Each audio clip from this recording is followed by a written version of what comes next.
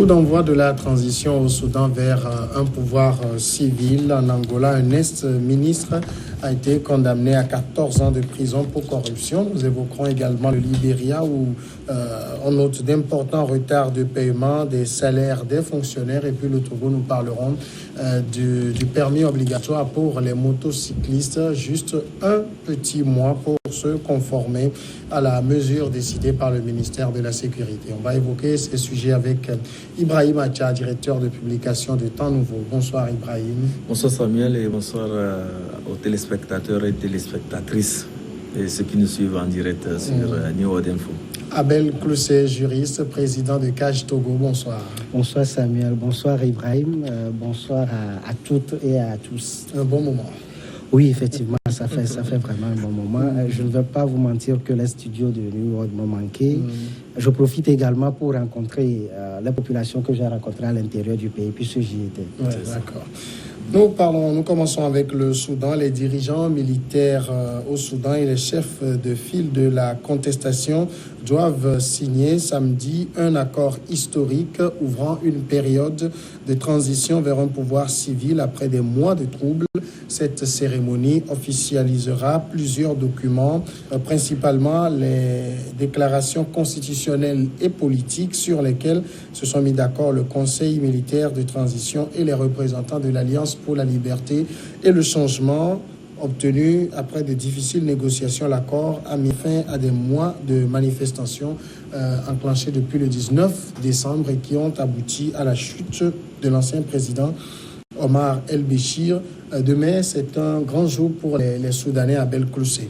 Bien évidemment. Et avant toute analyse sur le fond, il faut d'abord féliciter le peuple soudanais parce qu'on ne le croyait pas arriver là. On peut penser à des pouvoirs qui peuvent chuter, mais le pouvoir soudanais, on était loin d'imaginer que ce pouvoir-là allait chuter, même si tout est parti du ventre. Excusez-moi de schématiser ça ainsi.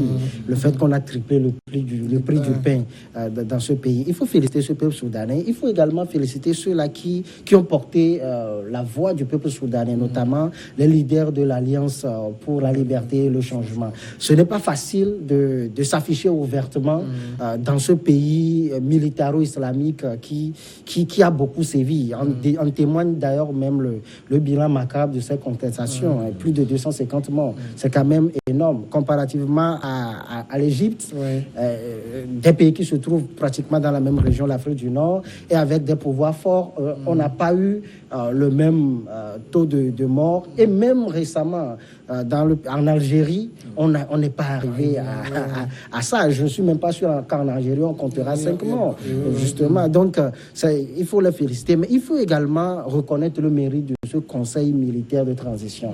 Parce que, quoi qu'on dise, et ils s'en sont félicités, et que grâce à eux, il n'y a pas eu une guerre civile. Quelque part, c'est vrai. Certes, il y a eu des pressions, notamment des États-Unis et autres, mais si sur le terrain, ils n'ont pas voulu faire de concessions, on aura encore plus de morts que ce que nous avons compté jusqu'à présent. Et in fine, il faut féliciter également l'Union africaine, même si dans son fonctionnement, en tout cas moi je la critique beaucoup, je préfère et de loin la CEDEAO par exemple à l'Union africaine, même si je sais qu'une partie des Togolais ne seront pas d'accord avec moi, je préfère la CEDEAO à l'Union africaine. Et sur ce point, on a vu l'Union africaine qui n'a pas fait comme dans d'autres pays et à un certain temps, par exemple au temps de Jean-Ping et consorts. Donc ce triptyque-là est à féliciter. Maintenant, pour revenir à l'accord, les civils réunis au sein de l'ALC ont obtenu l'essentiel de ce qu'ils voulaient. On va analyser tout à l'heure le fond même de l'accord. Ibrahim Acha, Abel l'évoquait tout à l'heure. C'est vrai qu'on parle d'un jour historique demain, mais le prix payé pour arriver là est un peu élevé. Le prix, parler du prix, je dirais tout simplement qu'il y a eu un vent de renouveau qui a soufflé vers ce pays, parce qu'à un moment donné, le régime de Béchir était un régime despotique, un régime qui ne donnait pas de manœuvres en matière de jouissance des libertés, et donc le peuple soudanais se sentit pris en otage et il fallait quand même se délivrer du joug de M. Béchir, c'est ce qui a conduit à la vague de contestation. Il est bien vrai que nous pouvons dire que c'est le ventre, comme le disait mon confrère et mon cher ami Abel, c'est le prix du pain. Et vous comprenez qu'il y a eu des décisions impopulaires qui ont été prises par Béchir, par le gouvernement de Béchir. Il y a eu des lois impopulaires qui ont été votées dans le pays. Après ça, il y a aussi ce que nous pouvons appeler un régime de terreur qui a été installé avec les milices qui sévissaient et aussi des droits et des libertés qui étaient vraiment confinés. C'était un état policier. À un moment donné, les gens se disaient que au fur et à mesure que les choses évoluaient, Béchir allait arriver à un niveau de totalitarisme qui n'allait plus permettre aux gens de s'épanouir dans le pays. Voilà qui a amené les gens à saisir l'opportunité, ou bien disons l'occasion du triplement du prix du pain pour sortir dans les rues. Ce prétexte a servi à enclencher un mouvement et voilà ce que ça donnait. C'est vrai que au départ, les gens pensaient que le régime de Omar el-Béchir, qui est un régime redouté, parce que quand on parle d'un état policier, vraiment, c'est un prototype d'un état policier, l'armée, le renseignement, la milice qui sévit. Et voilà, vraiment, toutes ces forces étaient là et qui terrorisaient le pays. Et donc, on n'a jamais pensé qu'il y aurait un mouvement impopulaire qui pouvait le faire partie. Lui-même, il ne le savait pas. Et je vous avoue, je faisais une blague avec certains de mes confrères en disant que à un moment donné, Béchir était arrivé où s'il pouvait même créer des boulangeries, distribuer du pain gratuitement aux populations soudanaises, il le ferait pour avoir la paix libre et ne pas quitter le pouvoir. Mais voilà, c'était trop tard, voilà, ils sont allés. C'est vrai que, comme le disait, les conséquences, oui, il y a eu assez de conséquences parce que ce que nous avons connu comme contestation là-bas, le mouvement, la révolution et tout ça là, ça a conduit à des perturbations au point de vue économique, au point de vue social et beaucoup de choses ont été enregistrées.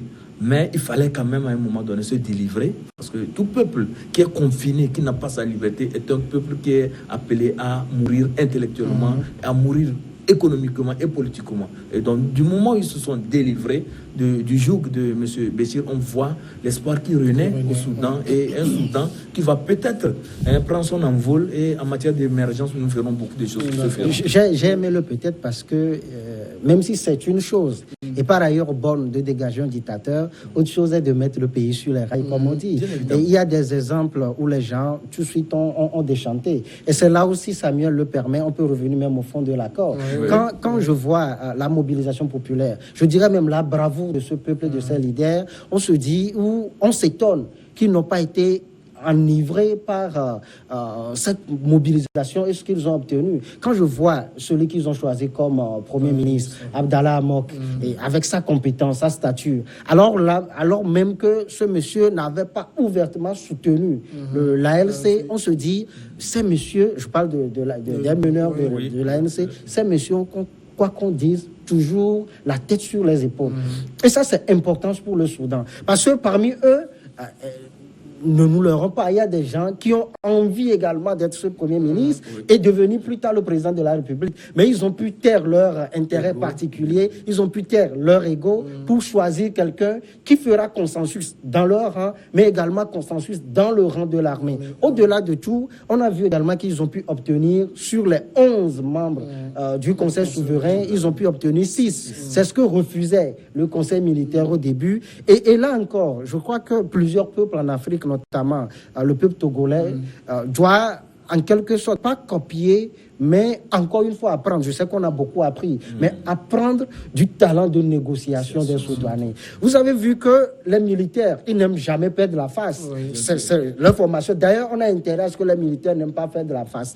Mais les militaires ont accepté de perdre la face au Soudan, tout simplement parce que on leur a garanti que pour ce qui concerne le ministère de la Sécurité et de la Défense, vous aurez la même mise sur celui-là qui devrait vous commander. Mais ailleurs, on va dire non, on a 6 et donc laissez-nous choisir les 6 que nous voulons. Voilà les conceptions qui font avancer les États. Moi, j'étais persuadé que si les leaders de l'ANC avaient persisté et disaient toujours on veut tout, sinon rien, à la fin, ils n'obtiendront rien.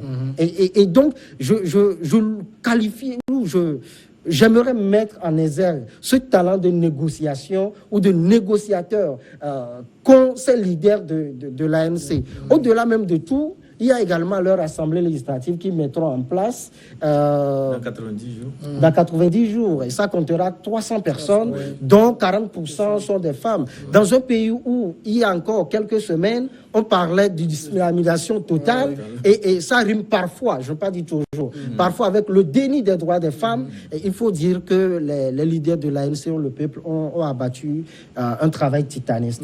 Est-ce que finalement les résultats de cet accord, vous pensez que parce qu'on a vu les discussions étaient très houleuses, très tendues à des moments donnés, in fine, ce que la montagne a accouché, c'est acceptable, comme le dit Abel? Oui, par les deux parties. Parce que quand vous voyez un peu tous les commentaires qui ont suivi la conclusion de ces accords, vous allez voir qu'il y avait quand même de l'optimisme qui se dessinait au visage de chaque acteur. Je veux parler des civils et des militaires. Ben, du côté des militaires, Abel a touché un point très important, c'est que les militaires n'ont pas fait trop entendre les bruits de bottes dans les négociations.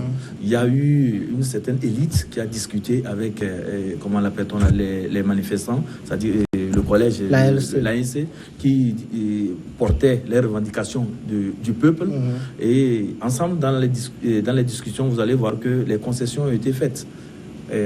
Même au niveau de la partie des civils, lorsqu'ils demandaient à ce que le gouvernement soit chapeauté par un premier ministre, mais qu'au sein du gouvernement, qu'ils aient une marge assez importante, vous allez voir que les militaires, eux, ils ont réclamé leur poste régalien, parce qu'ils se disent que la sécurité, c'est eux, la défense, c'est eux. Et surtout qu'ils sont sortis d'une crise où il y avait un problème de crise de confiance entre militaires et civils. Donc, ce n'était pas assez juste, selon eux, qu'un civil puisse, par exemple, prendre la tête de la défense.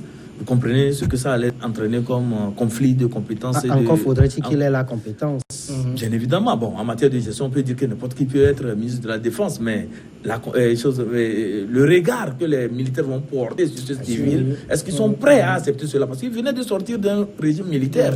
Vous comprenez? Donc, le soldat imbu de sa personne, qui se dit qu'il est au contact avec les armées civiles, parce que même vous voyez, même ici au Togo, quand vous avez des discussions avec un militaire, à un moment donné, il a envie de vous dire que c'est lui.